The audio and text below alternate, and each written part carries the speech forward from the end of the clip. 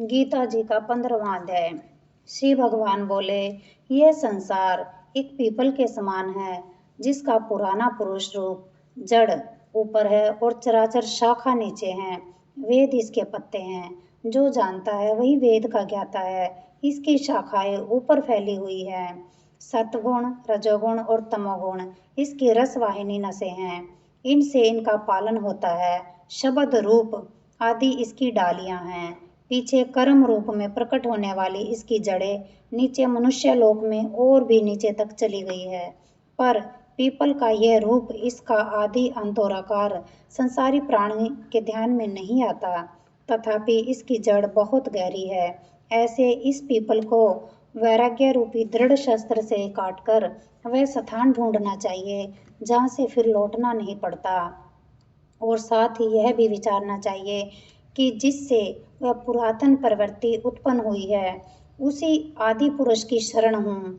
अहंकार और मोह रहित, संग दोष को जीतने वाले, आत्मज्ञान से निरत, सब कामनाओं से दूर, सुख दुख नामक द्वंद्व पदार्थों से मुक्त, ऐसे ज्ञानी पुरुष शाश्वत पद को पाते हैं, जिसे सूर्य, चंद्र या अग्नि प्रकाशित नहीं करते। वही मेरा परम धाम है। वहां जाकर लौटना नहीं होता। मेरा सनातन अंश इस जीवलोक का रूप धरकर प्रकृति में स्थिर पांचों इंद्रियों और छठे मन को उससे छुड़ाता है। जैसे वायु पुष्प आदि की गंध को दूसरे स्थान में ले जाता है, इसी प्रकार यह देह स्वामी शरीर धारण करने के बाद जब इसका परित्याग करता है, तब इंद्रियों और मन को साथ ले जाता है। कान, आँख, चर्म, जीभ, नाक और मन का आश्रय लेकर वह जीव विषयों का भोग करता है। एक देह से दूसरी देह को जाते हैं, अथवा एक ही देह में रहते समय, अथवा इंद्रियों से युक्त विषयों का उपभोग करते हुए इसको मूर्ख देख नहीं सकते, किंतु ज्ञान रूप नेत्र हैं, वे देखते हैं। यत्न करने से योगी जन इसे देख सकते हैं, परंतु अज्ञानी यत्न करके भी इसे नहीं देख पाते। जो तेज सूर्य, चंद्रमा और अग्नि में वर्तमान है और जो जगत को प्रकाशित करता है, उसे मेरा ही तेज मानो। मैं ही पृथ्वी में प्रवेश कर अपने तेज से समस्त भूतों को धारण करता हूँ, और इनमें रस स्वरूप चंद्रमा बनकर मैं ही सब औषधियों को पोषण करता हूँ। मैं जठराग्नि होकर प्राणियों के देह में प्रविष्ट हूँ और प्राणवायु अपान वायु से संयुक्त होकर चारों प्रकार से भोजन किए हुए प्राणियों के अन्न को पचाता हूँ। संपूर्ण भूतों के हृदय कमल में निवास करता हूँ। मुझसे ही स्मृति ज्ञान और उसका नाश होता है। सब वेदों में जानने योग्य है, मैं ही हूँ। वेदांत का कर्ता और वेदों का ज्ञाता भी मैं ही हूँ। इस संसार में चर और अचर ये दो पुरुष है। जितने नाशवान प्राणी हैं वे चर कहलाते हैं, और उसमें कूटस्थ अर्थात शैल शिखर की भांति स्थिर चैतन्य को अचर कहते हैं। किंतु उत्तम पुरुष परमात्मा विकार रहित, सर्वनियंता बद, मुक्त, नित्य रूप तीनों लोकों में प्रविष्ट होकर धारण पोषण करता है। वह इन दोनों से अलग है। मैं चर और अचर से उत्कृष्ट हूँ। इसी कारण से लोक और वेद में पुरुषोत्तम नाम से विख्यात हूँ।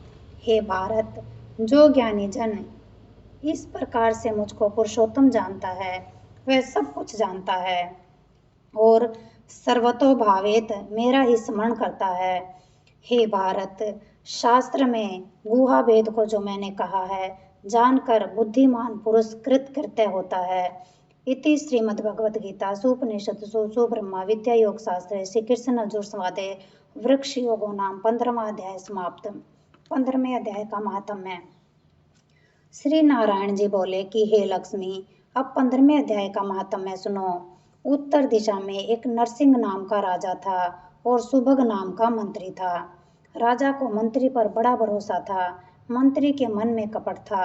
मंत्री चाहता था राजा को मारकर यह राज्य मैं ही करूं। इसी भांति कुछ काल व्यतीत हुआ। एक दिन राजा नौकरों चाकरों सहित सो रहा था। तब मंत्री राजा को सारे नौकरों समेत मारकर राज्य करने लगा। राज्य करते हुए बहुत समय व्यतीत हुआ। एक दिन वह भी मर गया। यमराज के पास दूत उसको बांध कर लेकर गए। यमराज ने कहा, हे यमदूतो, यह बड़ा पापी है, इसको घोर नरक में डालो।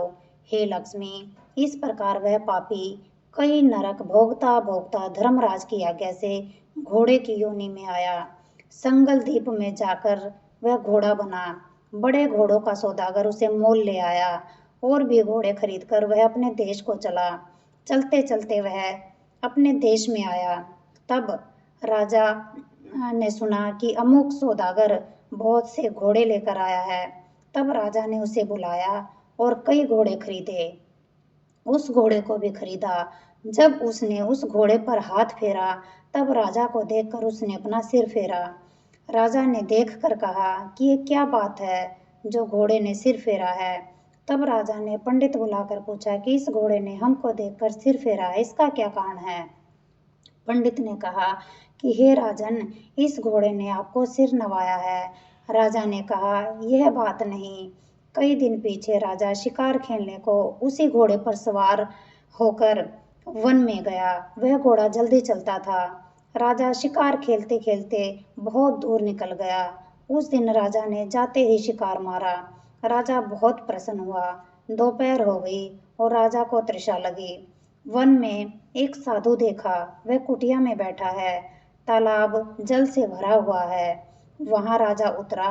घोड़ा वृक्ष से बांधकर कुटिया में गया। देखा तो साधु अपने पुत्र को गीता जी के 15वें अध्याय का पाठ सिखा रहा था। वृक्ष के पत्ते पर श्लोक लिख दिया है।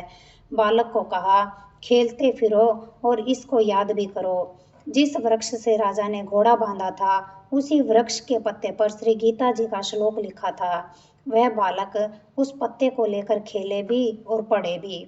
उस पत्ते को घोड़े ने तत्काल देखा। उसकी देह छूटी। उसने देवदेही पाई। स्वर्ग से विमान आए जिस पर बैठकर वह बैकुंठ को चला। इतने में राजा पानी पीकर बाहर आया। देखा तो घोड़ा मरा पड़ा है। राजा चिंतावान होकर बोला, यह घोड़ा किसने मारा, इसे क्या हुआ। इतने में वह बोला, हे राजन, तेरे घोड़े का चैतन्य मैं ही हूँ। मैंने अब देवदेही पाई है, बैकुंठ को चला हूँ। राजा ने विस्मित होकर दंडवत की। पीछे से और सेना के लोग भी आ गए। राजा सवार होकर अपने घर आया। अपने पुत्र को राज्य देकर फिर वह वन में आ गया और तपस्या करने लगा।